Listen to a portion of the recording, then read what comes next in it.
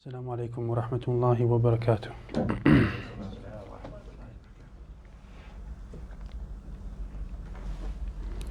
الحمد لله الذي جعل للعلم أصولا وسهل بها إليه وصولا، وأشهد أن لا إله إلا الله وحده لا شريك له، وأشهد أن محمدا عبده ورسوله. اللهم صل وسلم على محمد وعلى آله وأصحابه أجمعين ومن تبعهم بإحسان إلى يوم الدين. All praise and thanks are due to Allah, the one who made for knowledge foundations, and through them facilitated its attainment and preservation. And I bear witness that none has the right to be worshipped except for Allah alone with no partner. And I bear witness that Muhammad is his servant and messenger. May the salawat and salam of Allah be upon him, his household, his companions, and those that follow them in righteousness. Today's sitting, bi'idhnillahi ta'ala, will be from the section of the Mubtilat of Salah. And we had previously read this section and made some points with regards to it. Today, inshallah ta'ala, we'll read it and have further clarifications or further points with regards to the nullifiers. Hand this piece of paper out, inshallah, so then people can follow.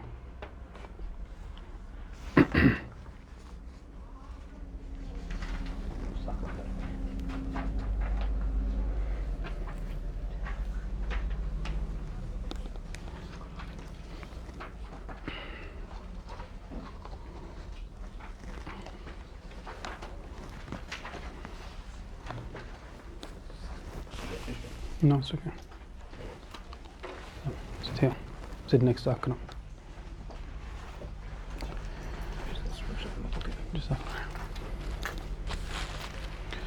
The author, hafidhahullah ta'ala, mentioned what has been translated here as the section with regards to the Mubtilat of Salah.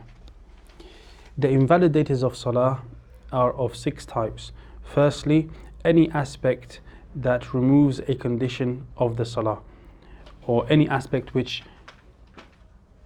makes a condition not be present.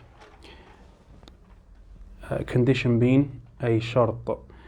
For example, an invalidator of tahara or najasa being on the person if he does not remove it immediately, or not facing the qibla in the situations where qibla, or wherein that, i.e. facing the qibla, is a condition, or the significant uncovering of the awrah if a person, or if the person does not cover it again immediately, or the nullification of the intention, or it not being firmed, i.e. the intention, or having doubt in it. Secondly, any aspect that removes a pillar of the salah. For example, the leaving off of a pillar in general, except the standing in the nafil salah, or the addition of a motion pillar, a ruknun fi'li, or the changing of the meaning of the recitation in Surah Al-Fatiha on purpose, or customarily excessive movements, or customarily excessive successive movements which are not from the movements of the salah, as long as they are not done due to necessity, darura, like due to fear or fleeing from an enemy or the likes. Thirdly, any aspect that removes an obligation of the salah, an obligation here being from the wajibat of the salah, and this is a category of things that we mentioned previously.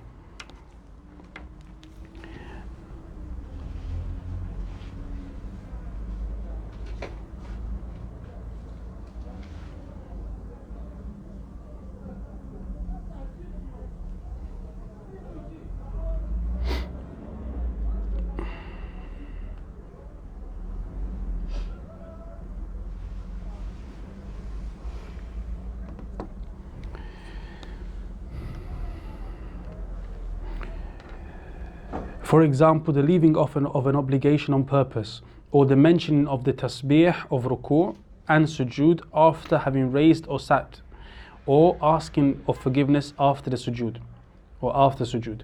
Fourthly, any aspect which removes the form, the hay'ah of the salah.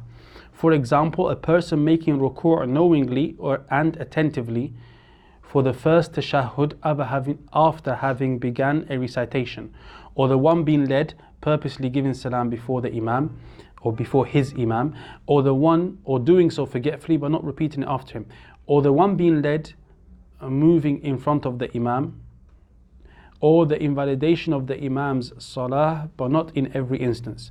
Fifthly, any aspect that removes that which is obligatory within the salah, ay ma yajibu fiha, that which is obligatory in the salah. So the third one was that which is from the wajibat, which is a certain category of actions or statements. Here is talking about that which is obligatory within the salah, not those statements that were mentioned or those things that were mentioned as a category. For example, laughing out loud or speaking, even if it is little or done forgetfully or forcefully, or to warn somebody from something destructive. From it is to give salam before its completion, i.e. before the salah's completion, or purposely eating and drinking in the compulsory salah. And sixthly, any aspect that removes that which is obligatory for the salah, ma yajibu fiha, or ma yajibu laha, ma yajibu laha. For example, the passing by of a black dog, which is bahim, in front of the person praying, the distance of 3 arms lengths or less. So here in this section, the author, hafidhahullah ta'ala, mentioned those things which are considered to be nullifiers of the salah. He mentioned it as mubtilat of the salah. They are those things which occur or which can happen to the salah or occur on the salah and result in the effect of the salah not coming to fruition, and result in the effects of the salah not coming into fruition. The mubtilat of the salah are those things which happen upon the salah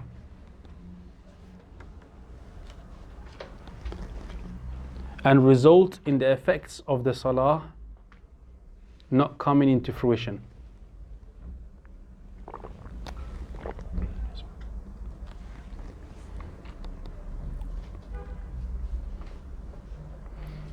So when someone is praying, for example, and then one of these things occurs,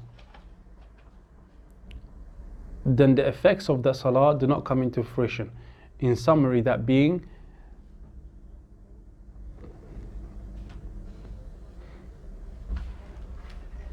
that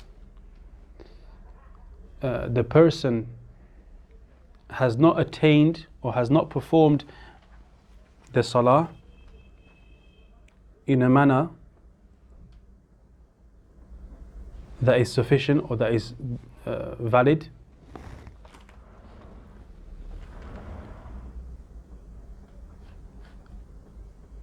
and is eligible for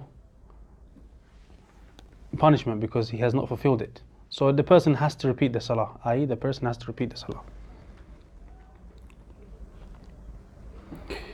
We find at times that many scholars may mention different things that break a person's salah, but not necessarily in a way that encompasses all of the nullifiers. So sometimes you'll find that scholars will discuss some of these issues, and we in class as students will discuss some of this issue based upon what the scholars have mentioned in their books. But generally you'll find that they mention some common ones, but not necessarily list everything.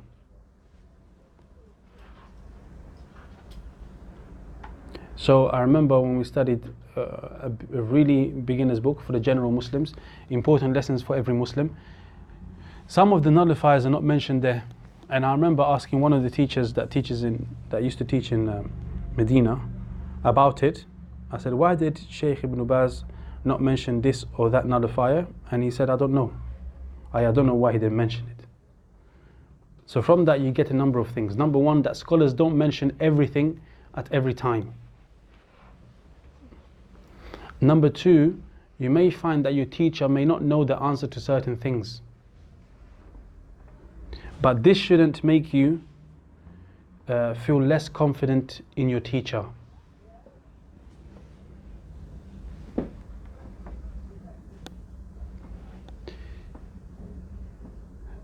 At times, as long as it's not every single thing you ask the teacher, say, I don't know, and he doesn't teach you anything, that's different. But if at times the teacher says, I don't know, or I'm not sure about that, I don't have an answer, that should not decrease you in confidence, that should increase you in confidence. This is similar to when you find some hadith, you find that the narrator says, I don't know if he mentioned 3 or 4, I don't know if he mentioned this or that. Sometimes when people see this, they may feel like, how do I trust the narrator? Because he doesn't know. But really, if you think about it properly, that should increase you in trusting the narrator. Because all the other times where he doesn't mention, it shows you that he or she is not shy enough to say, I don't know. So the other times when he has replied or he has narrated something, it means that he's sure. If he had that doubt, he would have said, I don't know. Whereas some people who answer every question that you have, or who narrate things all the time and they sound sure, sometimes the fact that they sound so sure, when you look at the rest of their situation, can be a source of worry. So if you know that the guy is not that smart, that knowledgeable, but yeah, he seems to answer every question. You say, oh, it's easy, it's like this, like this, like this. Then sometimes this, because of the qarina that is with it, the fact that he doesn't have that much knowledge and so forth, this can be an indication of a question mark. But because people don't have knowledge, sometimes we do the opposite. We think if a teacher tells us, I don't know, we think, he's not that knowledgeable. Whereas it's the opposite. Sometimes, or many a time, when a teacher who's generally, they know what they're talking about, they say, I don't know, that should increase you in trust for that teacher. Because whenever he doesn't say I don't know, it means that he's sure about it. Doesn't mean he's going to be perfect, but he's sure. Whereas somebody who never says I don't know, then that's questionable. How can he never say I don't know? And this is why you find many of the scholars in the past and present would tell the students to be ready. Part of being a student of knowledge is to get used to and make yourself used to saying I don't know. Not saying maybe is this, maybe is that, maybe is this, but just saying I don't know. Because if you feel too shy to say I don't know, you will end up speaking about Allah without knowledge. If you feel too shy to say I don't know, you will end up speaking about Allah without knowledge.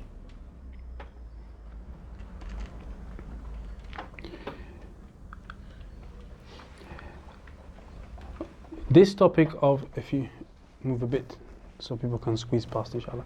This topic of the nullifiers of Salah, the mubtilat of Salah, is mentioned either as its own chapter or it is mentioned at times under the section of sujood as-sahw. Under the section of sujood as-sahw.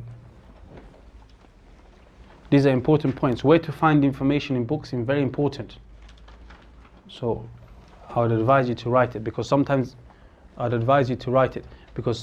you look for a topic in a book and you don't know where to find it. So the nullifiers of Salah, you'll find that in many books or in a number of books is mentioned under the title or the section of sujood as-sahwi.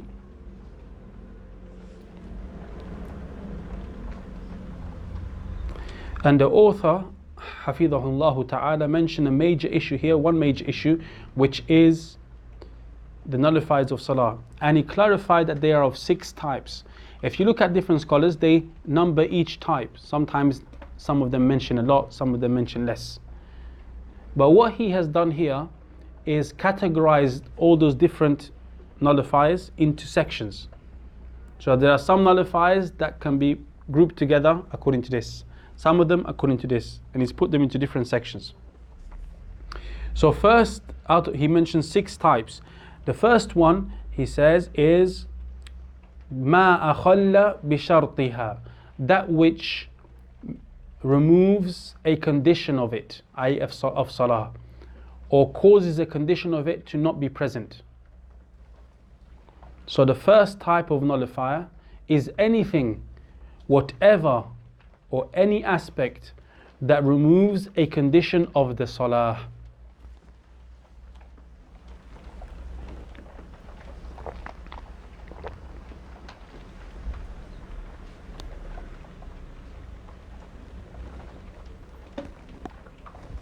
Any aspect that removes the condition of the salah. So we have previously mentioned that salah has conditions, shurut. So anything that causes a condition to be absent would be considered a mubtil, a nullifier of it, i.e. of salah. And then the author went on to give some examples of this by saying, for example, an invalidator of tahara, ritual purity. So anything that invalidates tahara would cause one of the conditions of salah to be removed, which is tahara itself, or raf'ul hadath. So if the tahara of an individual is rendered void through hadath, then there would occur a void or a removal of something which is a condition of salah, which was the removal of ritual impurity. So the salah would become null and void. So the first category of the nullifiers of salah are anything that removes a condition. Okay, give me a condition of salah. You need to have covered the aura. Good. That's one of that's going to come in after 2 more points. Good. So covering the aura. So if the aura became uncovered, then one of the conditions of salah would have been removed. So the salah would become null and void. What do you want to say? Tahara, wudu or being a Muslim? Like Tahara means having wudu or ghusl. Or having wudu and ghusl. It is the removal of ritual impurity. And ritual impurity is removed through wudu or ghusl or their substitute, which is tayammum. طيب. The author then gave another example. Or najasa being on the person, and if the person does not remove it immediately, does not remove that najasa. I hear najasa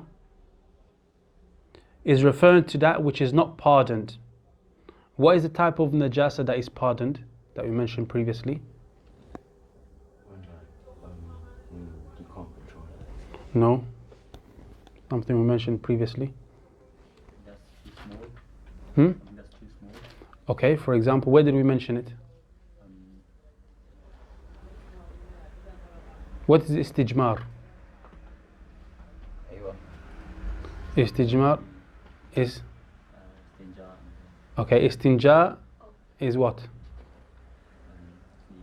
Cleaning with water. Okay, the cleaning and removal of filth in reality or in its ruling. Yeah, and we said istinja is an umbrella term, and underneath is istinja and istijmar. So we have istinja, and then we have istinja and istijmar. So the specific istinja is the use of water to cut off the impurity. So when a person uses water, it totally removes it, right? It cleans it. What about when they use stone? Istijmar. Does it remove it totally? No, we said it removes the ruling of it. So there is still some left. So here that's one example, okay? So the najasa, a nullifier of salah is najasa being on a person and the person does not move it immediately. Now the note here is, when you look at this nullifier, is this is not talking about najasa which is pardoned. And from the examples of najasa which is pardoned is that which remains from istijmar. We said there's a small amount that you can't remove just by the stone itself or the likes. And also the author mentioned that this would be a mubtil, i.e. not removing the najasa would be an invalidator of salah. If the person does not remove this istinja, if the person does not remove this najasa immediately when knowing from either his body the place of prayer or the clothing. I.e., if a person doesn't know, they don't know. But if they know and then they don't remove it, and it's not the size or the amount of something which is pardonable, it's more than that, then it will become invalidator. Because it removes one of the conditions, which is to purify the place, the clothing, and the body. The author then went on to mention another aspect of the first type. He said, or not facing the Qibla in situations wherein that facing the Qibla is a condition. I.e., for the person who is not ajiz, who is not unable, or nor the person who is performing a nafil salah whilst being a traveller, whether it is short, whether he is walking or riding. Because the person who is unable and the person who is praying a nafil salah whilst travelling, they don't have to face. It's not a condition for them to face the Qibla. Which two people did we mention? Yusuf? The person who is not able and the person who is travelling and praying nafil. These two people, they don't have to face the Qibla. It's not a condition for them. But for other people, then not facing the Qibla would, in those situations where it is a condition, if they turn away, move, then that would become a nullifier of Salah. Then the author mentions another example of that which of the first type, or the significant uncovering of the awrah, if the person does not cover it again immediately. Or the significant uncovering of the awrah, if a person does not cover it again immediately. So this is one of the conditions of Salah, to cover the awrah. So if the awrah becomes uncovered, and he mentions here a couple of restrictions here. He says significant, kathir, not a small amount. If a small amount is uncovered, it will not be a nullifier. Rather, that which will nullify the salah would be a significant amount, with the condition that the person does not cover it immediately. So for example, if a person is praying and wind uncovers a significant amount of the awrah. The awrah is that which is meant to be covered. We spoke about it in the conditions of salah. But the person covers it straight away, then in that case it wouldn't nullify his salah at the end. Then the author mentions the last example for the first type out of the 6 types. That example being, or the nullification of the intention, i.e. the intentions become rendered in void. For example, that a person intends to exit the salah. So his intention is a condition for the salah, that you're intending to pray. But then whilst you're in salah, you intend to break your salah.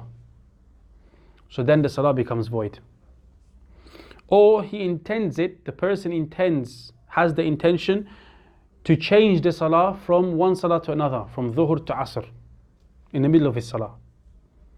Then his salah has ended. He has exited. Because either he has intended to exit dhuhr, so his dhuhr is gone, because he wanted to change, so he's intended to exit dhuhr, or he would have intended to enter asr, for example, and by the time he's intended to enter it, he would not have the intention for the full salah.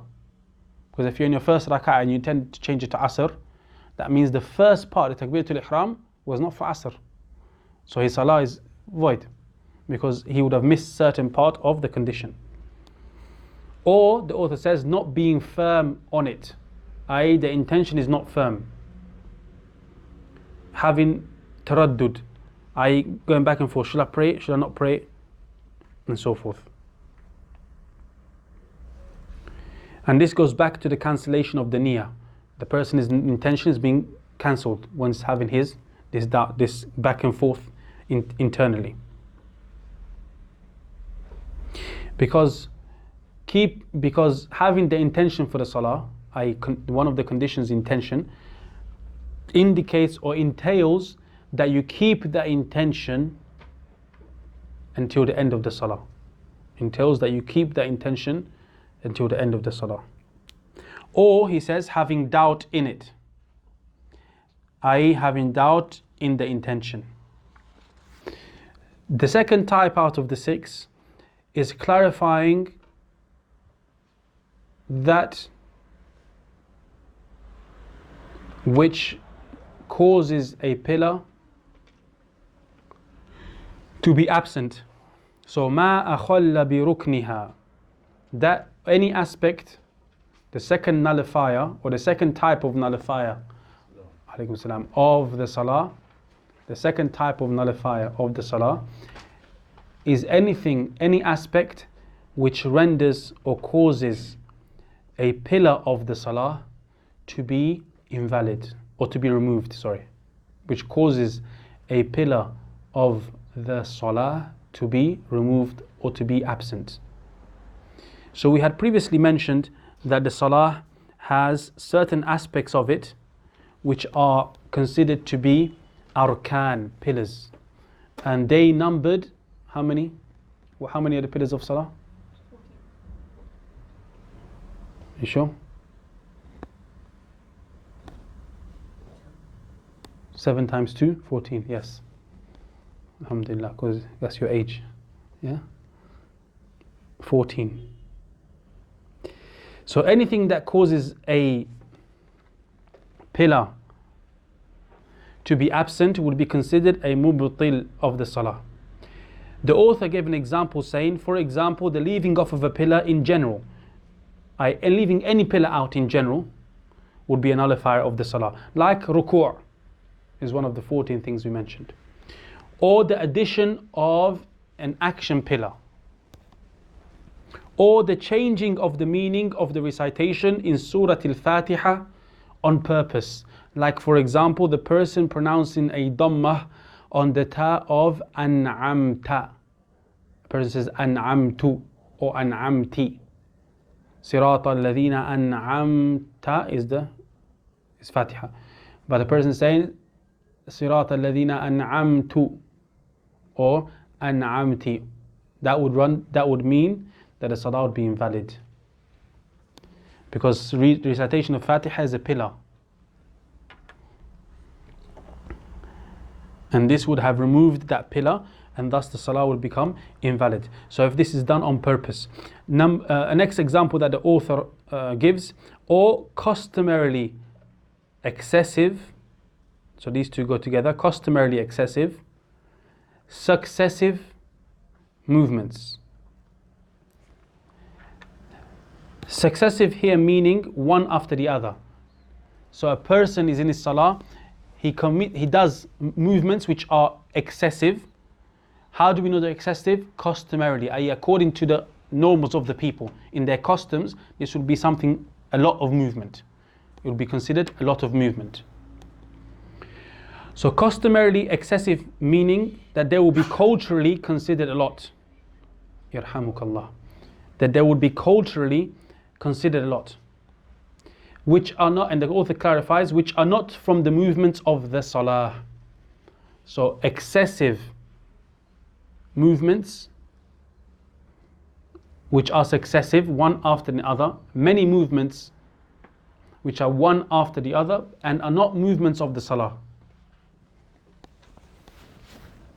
So the actions which would render the salah invalid contain the following descriptions. 3 descriptions. They are successive, they are one after the other, they are ordinarily considered a lot, and number 3, the third description, is that they are not from the actions of the salah. They are not from the actions of the salah. One of the scholars mentioned, because I can't remember which sheikh it was, mentioned, so for example, if you were to walk in and you see someone and you wouldn't know if they're praying or not. They're moving so much that you couldn't recognize if they're praying or not. That's one of the indicating factors that the salah would be most probably invalid.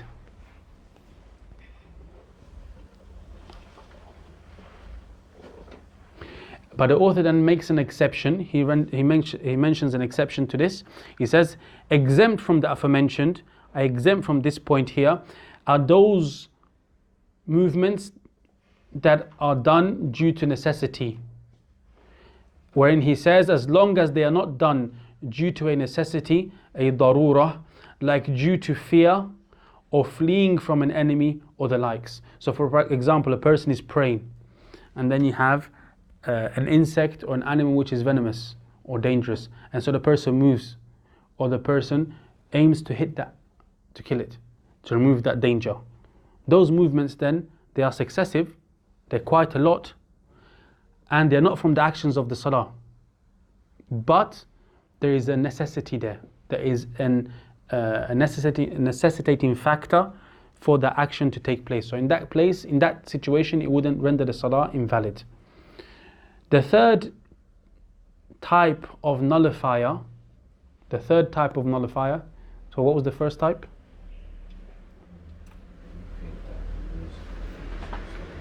Anything which would remove, or any aspect that removes or causes one of the conditions of salah to be absent, one or more of the conditions of salah to be absent. The second type of nullifier is any aspect which removes a pillar of salah or causes it to be absent. Now, the third is any aspect that removes an obligation of the salah. And here, an obligation of the salah is talking about those categories of that category of things that we mentioned previously as being wajibat of the salah. And they were how many in number? 8. Okay, good. Bismillah.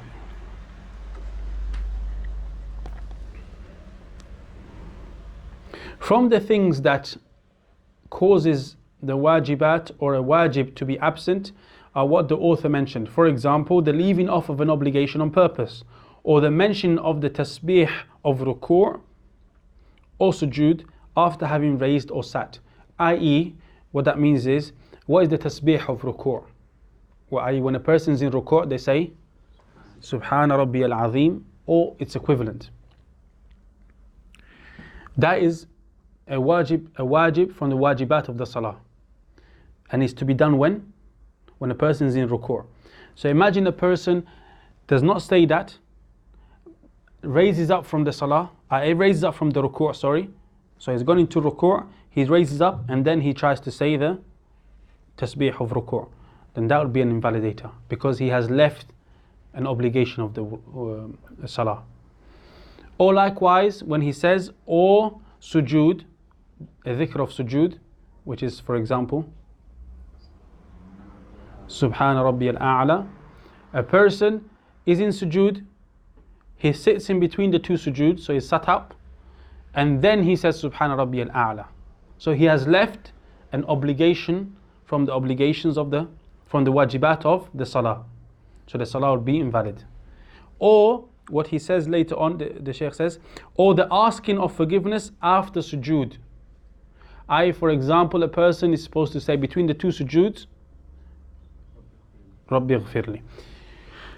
A person doesn't say it, he makes sujood and gets up from sujood, and then he says Rabbi ighfirli. He has left off something which is considered to be from the wajibat of the salah. So that's the third type of nullifier. Anything that would remove or cause an obligation, a wajib from the wajibat of salah, to be non-present. Fourthly, the author mentions the fourth aspect, or the fourth category the author mentioned, is any aspect that removes the form of the salah. The form of the salah. The form of the salah mean the hay'ah. The hay'ah.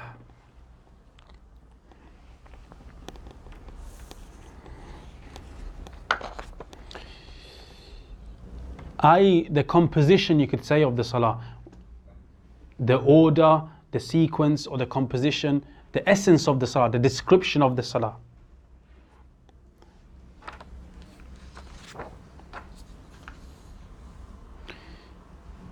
So for example, we know that the salah has certain moves in certain order, yes?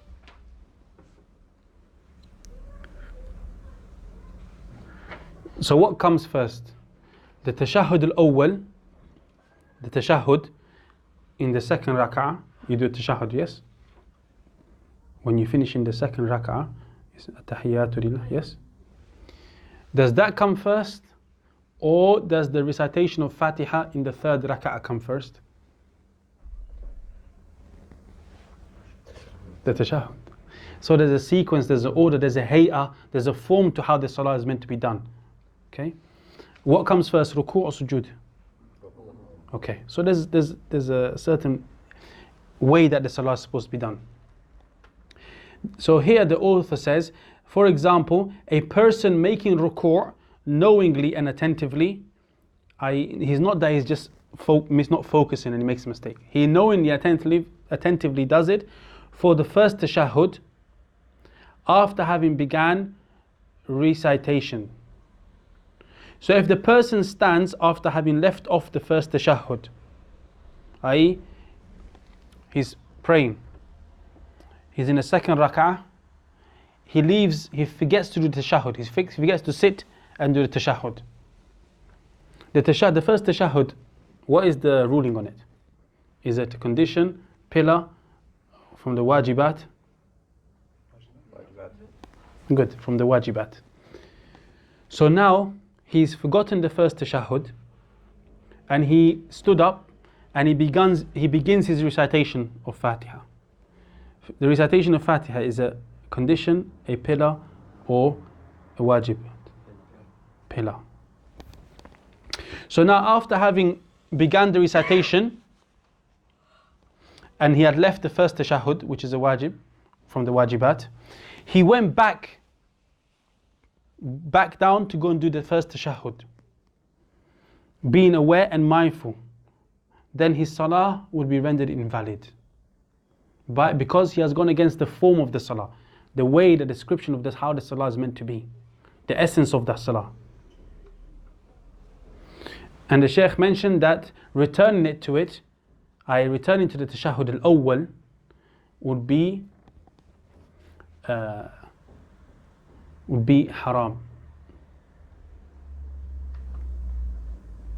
But if he stood up, so that's if he stands up, he finishes at the second rak'ah, he finishes the sujood, and instead of sitting for the tashahhud al-awwal, the first tashahhud, he gets up, starts his recitation of Fatiha, and then sits down to go and do the tashahhud.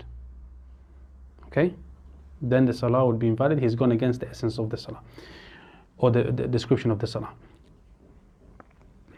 But if he were to have stood up, so he done the second ruku', he's finishing, he's done rak'ah, he's done the sujood, and instead of sitting for the tahiyyat al-awwal, at-tashahhud al-awwal, the person stands up, but he doesn't start recitation yet. He remembers that he didn't do it, so he quickly sits down before he starts his recitation.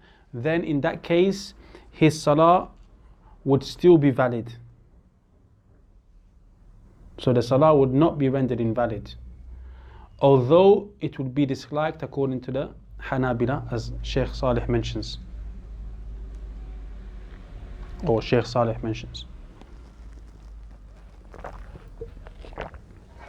So here, from what the Shaykh is saying is, returning to the first tashahhud would be a nullifier in this case, with two conditions, with two things being in place. Number one, that the returning occurs after having began the reading in the third rak'ah, and the person returning is doing so knowingly and mindfully.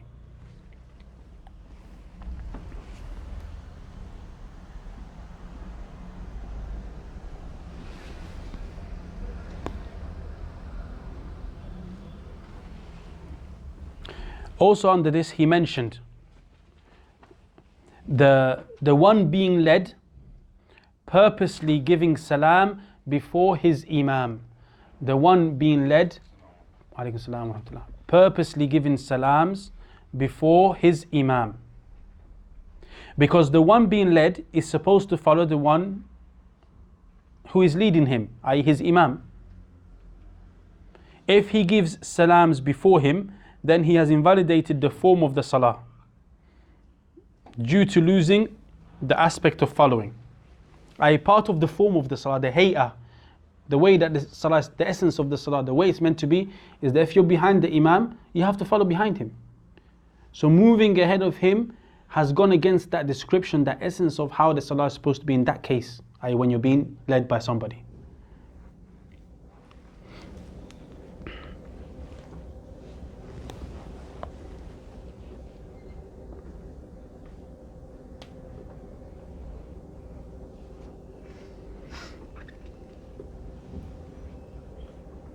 Then he mentions, or doing so forgetfully, but not repeating it after him.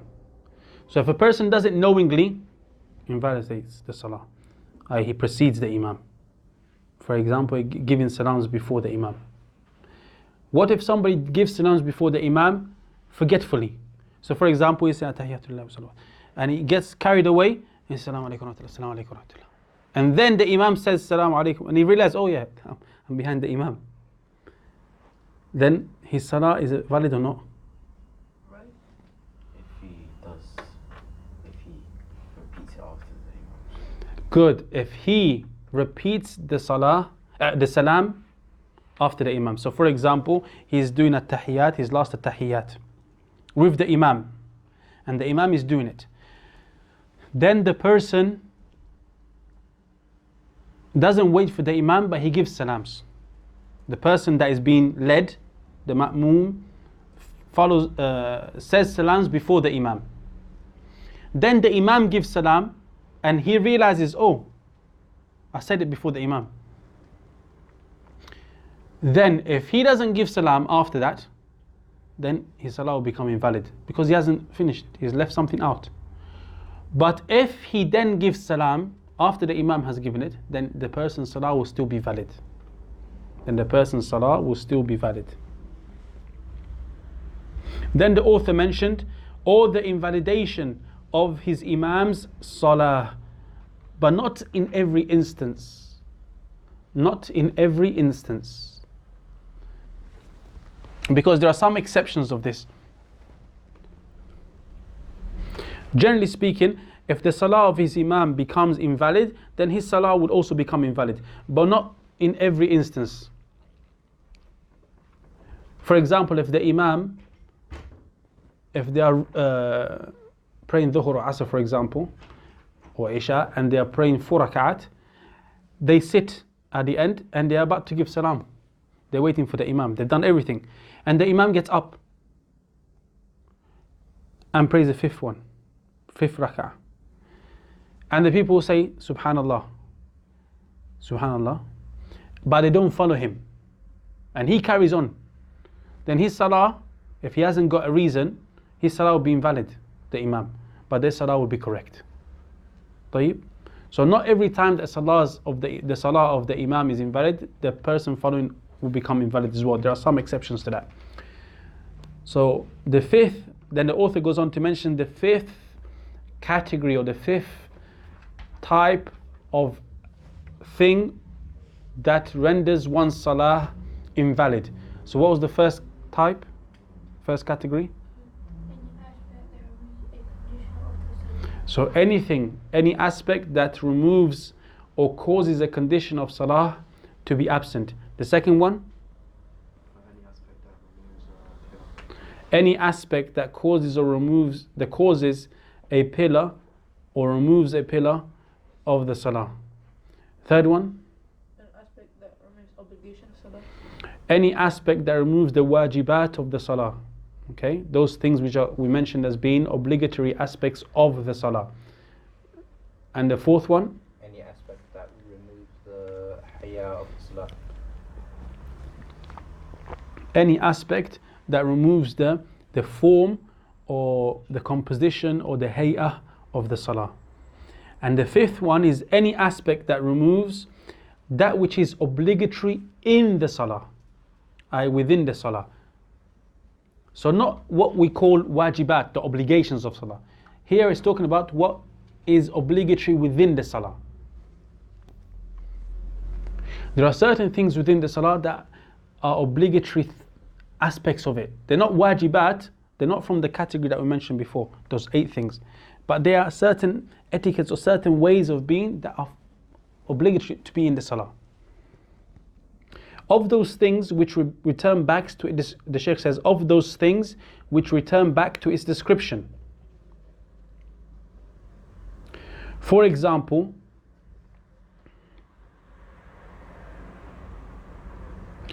laughing out loud, i.e. laughing with a sound. Not a person smiling, but is a smile, but with a laugh, with the sound with it. Or speaking. And part of that is giving salam before the end of the salah. The author mentioned, even if it is little, or done forgetfully, or forcefully, or to warn from something destructive.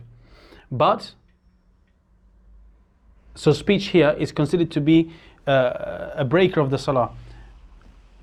The Shaykh mentions that here, when he's mentioning this part, he's mentioning, according to what the Hanbali scholars, some of the Hanbali scholars view.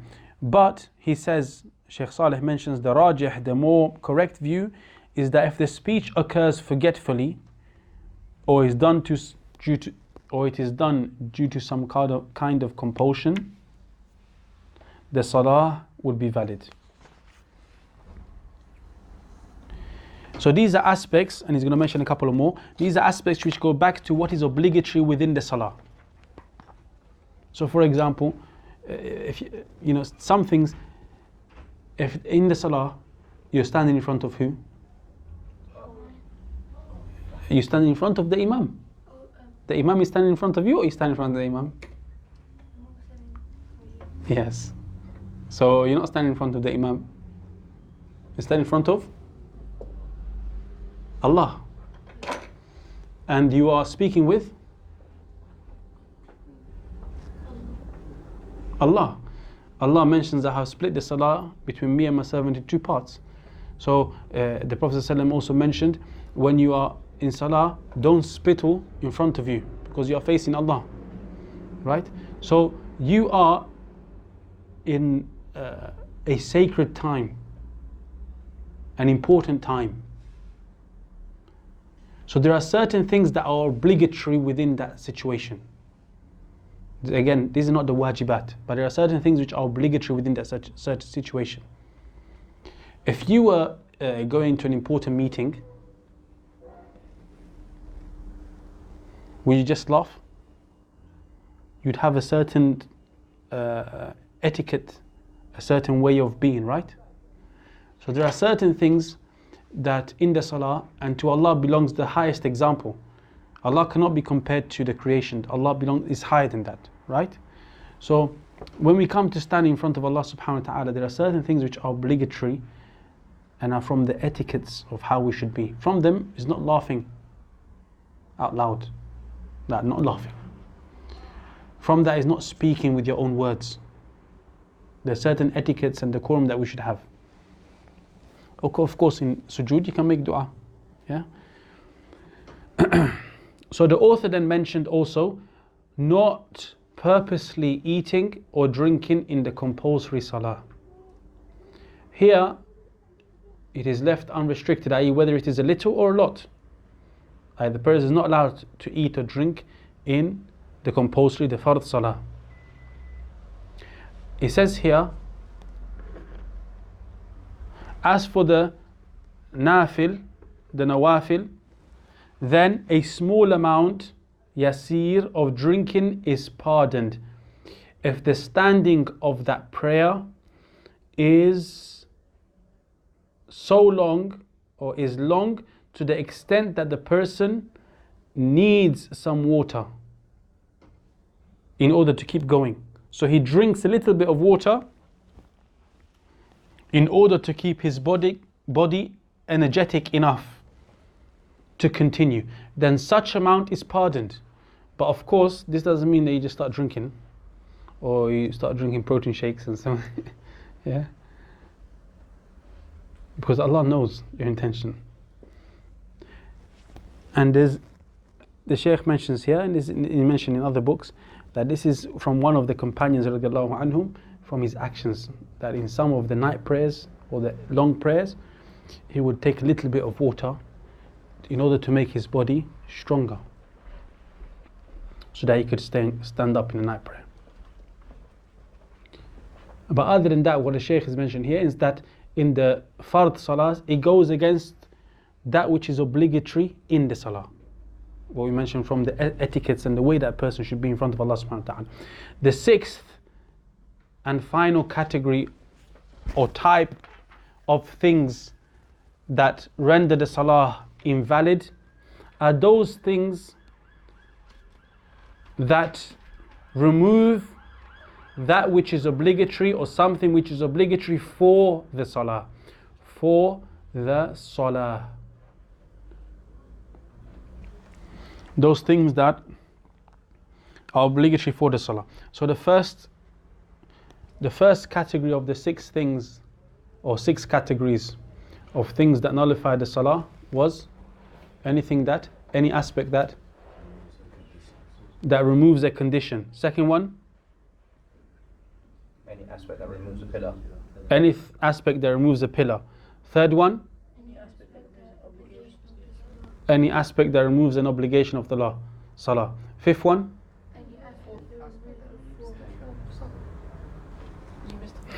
I didn't miss it. I don't know purpose. I was wondering if people just reading from the book. Number four, any aspect that removes the hayya of the salah. But I'll ask for number five. On purpose. Any aspect that the fifth one. Good. Any aspect that removes something that is obligatory within the salah. The sixth one is any aspect that removes anything which is obligatory for the salah, i.e., something which is not connected to the salah, to its description, to its essence. This is what separates it from the fifth one. The fifth one is connected to the essence or the actuality of the salah, whereas this is an external thing. So the fifth deals with issues that return back to the description and actuality of the salah, whereas the sixth deals with issues which do not return back to the description of the salah. And the author mentioned here a number of things.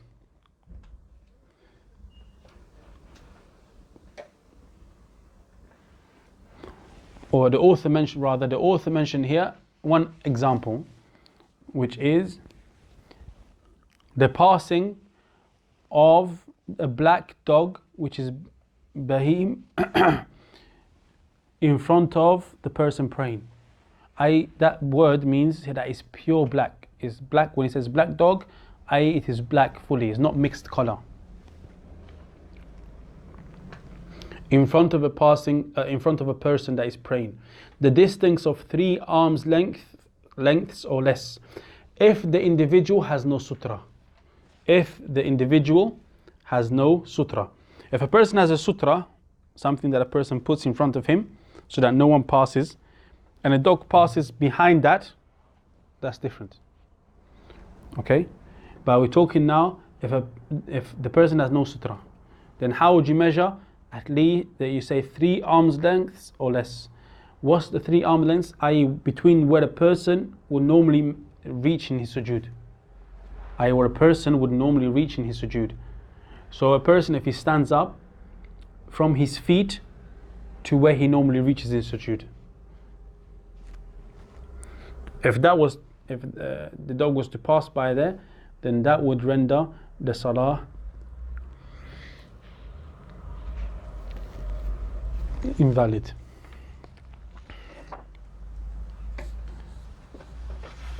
Okay, so there were 6 categories of things. Under each category, I asked you to do your homework last week. Who's done their homework? Or you're too busy for your other exams, yeah? trials. Huh? He will not. That's not good enough reason. If you're not here, he catch up. Okay. Okay. Give us what do you have? Not don't say What do you have?